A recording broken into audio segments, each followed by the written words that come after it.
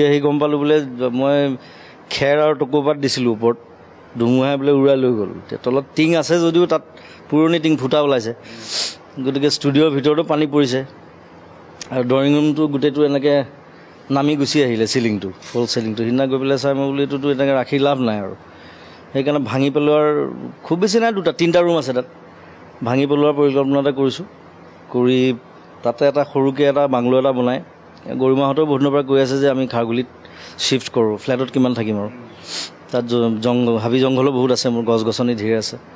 নতুনকৈ এটা জিমো ষ্টাৰ্ট কৰিলোঁ মই তাত, জিমটো খুব ভাল চলি আছিলে, এতিয়া লকডাউনৰ কাৰণে বন্ধ। চ' গতিকে তাতে ভৱিষ্যতৰ কাৰণে থিতাপি ষ্টুডিঅ' এটা মোৰ ছেটআপ এটা থাকিব, সৰুকৈ ৰাখিম। আৰু বাকী কামটো বেলেগ বেলেগ ষ্টুডিঅ'ত কৰি থাকোঁ, প্ৰব্লেম নাই। মোৰ নিজৰ কামখিনি তাত মই ব্ৰহ্মপুত্ৰ চাই কৰিব পাৰিলে ভাল লাগিব আৰু ভৱিষ্যতে মোৰ তাৰ পৰা ওলাবলৈ মন নাই, খাৰগুলিতে থাকিম বুঢ়া বয়সলৈকে। গতিকে সেইধৰণে প্লেনিংটো হোৱা নাছিলে। এইবাৰ ধুমুহাই পানী চানী পেলালে যেতিয়া মই বোলো প্লেনিংটো আৰম্ভ কৰি দিওঁ আৰু। তো বিকিব লাগিব, কাৰণ ইমান পইচা নাই মোৰ ইনকামিঙতকৈ আউটগয়িংটো বেছি, আৰু বহুত ফেমিলি চাই থাকিব লাগে যিবিলাকে কাম কৰি থাকে মোৰ লগত। গতিকে এইটো ফ্লেট যিটো আছে সেইটো বিক্ৰী কৰি দিম, ইয়াৰ পইচাটো তাত লগাই দিম।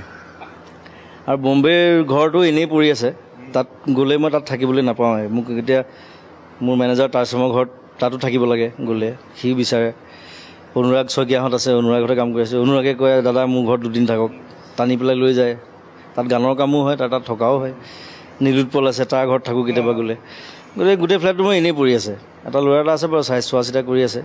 সেইকাৰণে সেইটো ফ্লেটো মই টাৰ্চমক কৈছোঁ নাই এইটো বিক্ৰী কৰি দে, ইয়াৰ যিখিনি পইচা পাম সেইখিনি মই এতিয়া এই বৃন্দাবন মাৰ্টৰ প্লেন কৰিছোঁ, তাত লগাব লাগিব অলপ পইচা, ঘৰ বনাব লাগিব খাৰগুলিত। গতিকে মিলাই মেলি আৰু ঘৰটো হ'ব যেন লাগিছে, কিন্তু মই জোৰ দিয়া নাই আহিবৰ কাৰণে, যদিও লগ পাবলৈ মন গৈ আছে চবকে। বোলে নালাগে ঘৰত থাক। আৰু অনুৰাগৰটো হাহাকাৰ হৈ গ'ল। অনুৰাগে নতুনকৈ বিয়া পাতিছে অলপ দিন আগতে। এতিয়া অনুৰাগ তাৰ বন্ধু 2টামান তাহাঁতি ওলাই আহিলে ষ্টুডিঅ'লৈ তাহাঁতি কাম কৰি আছে ৰাতি। ৰাতিপুৱা গম পাইছে অনুৰাগ যিটো ফ্লেটত থাকে সেই তাত কৰোণাৰ ৰোগী ওলালে, 2জন নে 3জন, গোটেই ফ্লেট গোটেই সোপা চিল কৰি পেলালে। এতিয়া সি 15 দিন নে 16 দিন ষ্টুডিঅ'তে থাকিল। মানে প্ৰথম কথা হ'ল ছাৰ্ভাইভেল অফ দ্য ফিটেষ্ট, সেইটো ইংলিছত এটা কথা এটা আছে যে মানুহ এনেকুৱা এটা প্ৰাণী, মানে যিকোনো পৰিস্থিতিত যেনেকৈ হ'লেও মানুহ জীয়াই থাকিব পাৰিব লাগিব।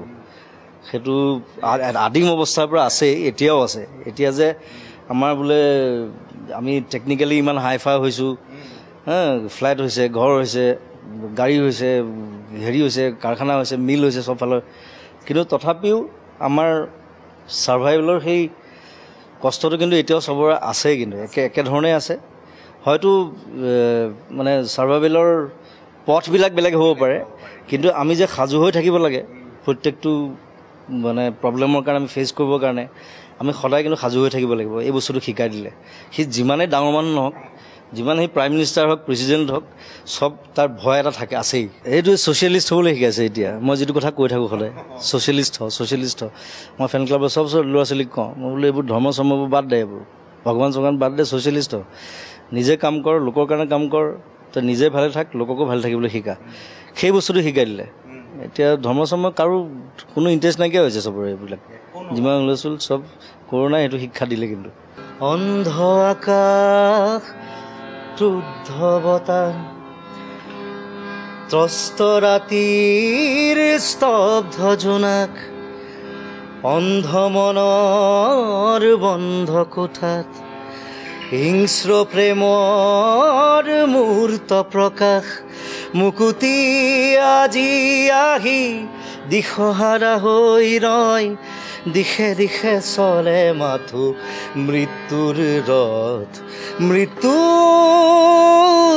এতিয়া সহজ, মৃত্যু এতিয়া উৎসৱ, মৃত্যু যদি শিল্প হয়, মৃত্যু কিদৰে সুলভ।